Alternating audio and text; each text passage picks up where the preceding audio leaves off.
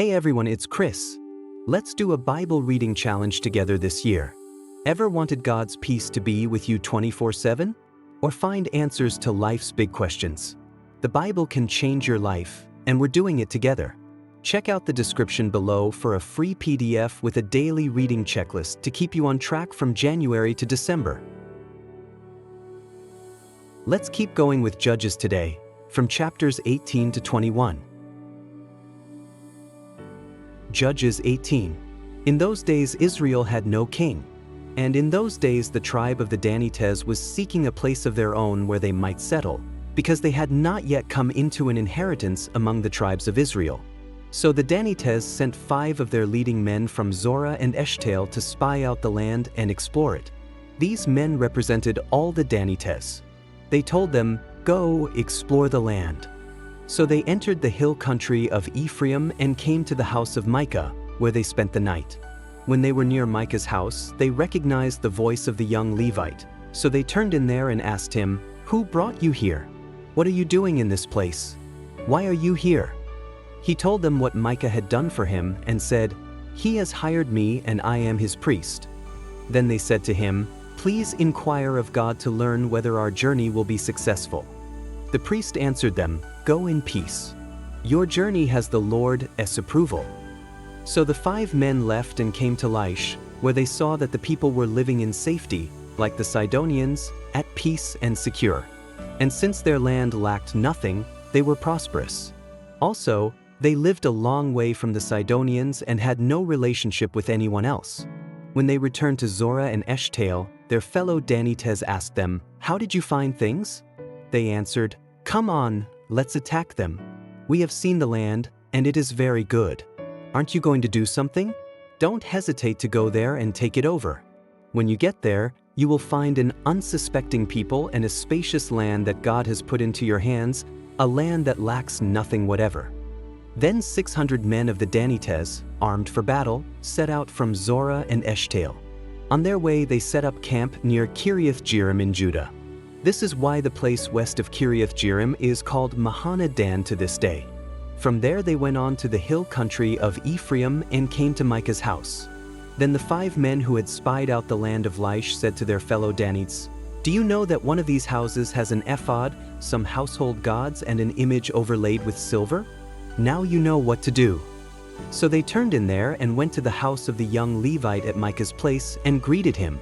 The 600 Danites, armed for battle, stood at the entrance of the gate. The 5 men who had spied out the land went inside and took the idol, the ephod, and the household gods, while the priest and the 600 armed men stood at the entrance of the gate. When the 5 men went into Micah's house and took the idol, the ephod, and the household gods, the priest said to them, "What are you doing?" They answered him, "Be quiet. Don't say a word. Come with us and be our father and priest. Isn't it better that you serve a tribe and clan in Israel as priest rather than just one man's household?" The priest was very pleased. He took the ephod, the household gods, and the idol and went along with the people. Putting their little children, their livestock, and their possessions in front of them, they turned away and left. When they had gone some distance from Micah's house, the men who lived near Micah were called together and overtook the Danites. As they shouted after them, the Danites turned and said to Micah, "What's the matter with you that you called out your men to fight?" He replied, "You took the gods I made, and my priest, and went away. What else do I have? How can you ask, 'What's the matter with you?'" The Danites answered, "Don't argue with us, or some of the men may get angry and attack you, and you and your family will lose your lives." So the Danites went their way, and Micah, seeing that they were too strong for him, turned around and went back home. Then they took what Micah had made and his priest, and went on to Laish, against a people at peace and secure. They attacked them with the sword and burned down their city. There was no one to rescue them because they lived a long way from Sidon and had no relationship with anyone else. The city was in a valley near Beth Rehob. The Danites rebuilt the city and settled there. They named it Dan after their ancestor Dan, who was born to Israel, though the city used to be called Laish. There the Danites set up for themselves the idol, and Jonathan son of Gershom, the son of Moses, and his sons were priests for the tribe of Dan until the time of the captivity of the land.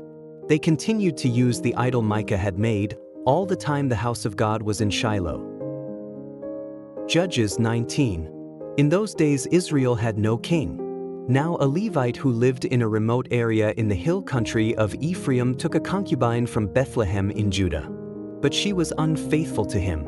She left him and went back to her parents' home in Bethlehem, Judah. After she had been there 4 months, her husband went to her to persuade her to return. He had with him his servant and 2 donkeys. She took him into her parents' home, and when her father saw him, he gladly welcomed him. His father-in-law, the woman's father, prevailed on him to stay, so he remained with him 3 days, eating and drinking and sleeping there.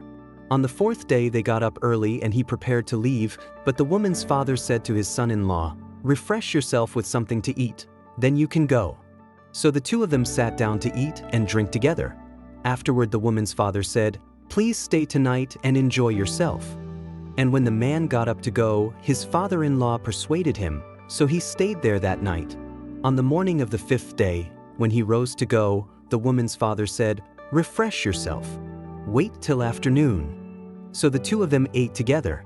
Then when the man, with his concubine and his servant, got up to leave, his father-in-law, the woman's father, said, "Now look, it's almost evening. Spend the night here. The day is nearly over. Stay and enjoy yourself. Early tomorrow morning you can get up and be on your way home." But, unwilling to stay another night, the man left and went toward Jebus, that is, Jerusalem, with his 2 saddled donkeys and his concubine. When they were near Jebus and the day was almost gone, the servant said to his master, "Come, let's stop at this city of the Jebusites and spend the night." His master replied, "No, we won't go into any city whose people are not Israelites. We will go on to Gibeah." He added, "Come, let's try to reach Gibeah or Ramah and spend the night in one of those places." So they went on, and the sun set as they neared Gibeah in Benjamin. There they stopped to spend the night. They went and sat in the city square, but no one took them in for the night. That evening an old man from the hill country of Ephraim, who was living in Gibeah, the inhabitants of the place were Benjamites, came in from his work in the fields. When he looked and saw the traveler in the city square, the old man asked, "Where are you going? Where did you come from?" He answered, "We are on our way from Bethlehem in Judah to a remote area in the hill country of Ephraim where I live. I have been to Bethlehem in Judah, and now I am going to the house of the Lord. No one has taken me in for the night. We have both straw and fodder for our donkeys and bread and wine for ourselves your servants, me, the woman and the young man with us. We don't need anything." "You are welcome at my house," the old man said. "Let me supply whatever you need. Only don't spend the night in the square." So he took him into his house and fed his donkeys. After they had washed their feet, they had something to eat and drink. While they were enjoying themselves, some of the wicked men of the city surrounded the house. Pounding on the door, they shouted to the old man who owned the house, "Bring out the man who came to your house so we can have sex with him." The owner of the house went outside and said to them, "No, my friends, don't be so vile. Since this man is my guest, don't do this outrageous thing. Look, here is my virgin daughter and his concubine. I will bring them out to you now, and you can use them and do to them whatever you wish. But as for this man, don't do such an outrageous thing." But the men would not listen to him. So the man took his concubine and sent her outside to them, and they raped her and abused her throughout the night, and at dawn they let her go. At daybreak the woman went back to the house where her master was staying, fell down at the door and lay there until daylight. When her master got up in the morning and opened the door of the house and stepped out to continue on his way, there lay his concubine, fallen in the doorway of the house, with her hands on the threshold. He said to her, "Get up, let's go." But there was no answer. Then the man put her on his donkey and set out for home. When he reached home, he took a knife and cut up his concubine, limb by limb, into 12 parts and sent them into all the areas of Israel. Everyone who saw it was saying to one another, "Such a thing has never been seen or done, not since the day the Israelites came up out of Egypt. Just imagine. We must do something. So speak up." Judges 20. Then all Israel from Dan to Beersheba and from the land of Gilead came together as one and assembled before the Lord in Mizpah. The leaders of all the people of the tribes of Israel took their places in the assembly of God's people, 400,000 men armed with swords. The Benjamites heard that the Israelites had gone up to Mizpah. Then the Israelites said, "Tell us how this awful thing happened." So the Levite, the husband of the murdered woman, said, "I and my concubine came to Gibeah in Benjamin to spend the night. During the night the men of Gibeah came after me and surrounded the house, intending to kill me. They raped my concubine and she died. I took my concubine, cut her into pieces and sent one piece to each region of Israel's inheritance, because they committed this lewd and outrageous act in Israel. Now, all you Israelites, speak up and tell me what you have decided to do." All the men rose up together as one, saying, "None of us will go home. No, not one of us will return to his house. But now this is what we'll do to Gibeah. We'll go up against it in the order decided by casting lots. We'll take 10 men out of every 100 from all the tribes of Israel, and 100 from 1,000, and 1,000 from 10,000, to get provisions for the army. Then, when the army arrives at Gibeah in Benjamin, it can give them what they deserve for this outrageous act done in Israel." So all the Israelites got together and united as one against the city. The tribes of Israel sent messengers throughout the tribe of Benjamin, saying, "What about this awful crime that was committed among you? Now turn those wicked men of Gibeah over to us so that we may put them to death and purge the evil from Israel." But the Benjamites would not listen to their fellow Israelites. From their towns they came together at Gibeah to fight against the Israelites. At once the Benjamites mobilized 26,000 swordsmen from their towns, in addition to 700 able young men from those living in Gibeah. Among all these soldiers there were 700 select troops who were left-handed, each of whom could sling a stone at a hair and not miss. Israel, apart from Benjamin, mustered 400,000 swordsmen, all of them fit for battle. The Israelites went up to Bethel and inquired of God. They said, "Who of us is to go up first to fight against the Benjamites?" The Lord replied, "Judah shall go first." The next morning the Israelites got up and pitched camp near Gibeah. The Israelites went out to fight the Benjamites and took up battle positions against them at Gibeah. The Benjamites came out of Gibeah and cut down 22,000 Israelites on the battlefield that day. But the Israelites encouraged one another and again took up their positions where they had stationed themselves the first day. The Israelites went up and wept before the Lord until evening, and they inquired of the Lord. They said, "Shall we go up again to fight against the Benjamites, our fellow Israelites?" The Lord answered, "Go up against them." Then the Israelites drew near to Benjamin the second day. This time, when the Benjamites came out from Gibeah to oppose them, they cut down another 18,000 Israelites, all of them armed with swords. Then all the Israelites, the whole army, went up to Bethel, and there they sat weeping before the Lord. They fasted that day until evening and presented burnt offerings and fellowship offerings to the Lord. And the Israelites inquired of the Lord. In those days the ark of the covenant of God was there, with Phinehas son of Eleazar, the son of Aaron, ministering before it. They asked, "Shall we go up again to fight against the Benjamites, our fellow Israelites, or not?" The Lord responded, "Go, for tomorrow I will give them into your hands." Then Israel set an ambush around Gibeah. They went up against the Benjamites on the third day and took up positions against Gibeah as they had done before. The Benjamites came out to meet them and were drawn away from the city. They began to inflict casualties on the Israelites as before, so that about 30 men fell in the open field and on the roads, the one leading to Bethel and the other to Gibeah. All the men of Israel moved from their places and took up positions at Baal Tamar, and the Israelite ambush charged out of its place on the west of Gibeah. While the Benjamites were saying, "We are defeating them as before," the Israelites were saying, "Let's retreat and draw them away from the city to the roads." Then 10,000 of Israel's able young men made a frontal attack on Gibeah. The fighting was so heavy that the Benjamites did not realize how near disaster was. The Lord defeated Benjamin before Israel, and on that day the Israelites struck down 25,100 Benjamites, all armed with swords. Then the Benjamites saw that they were beaten. Now the men of Israel had given way before Benjamin, because they relied on the ambush they had set near Gibeah.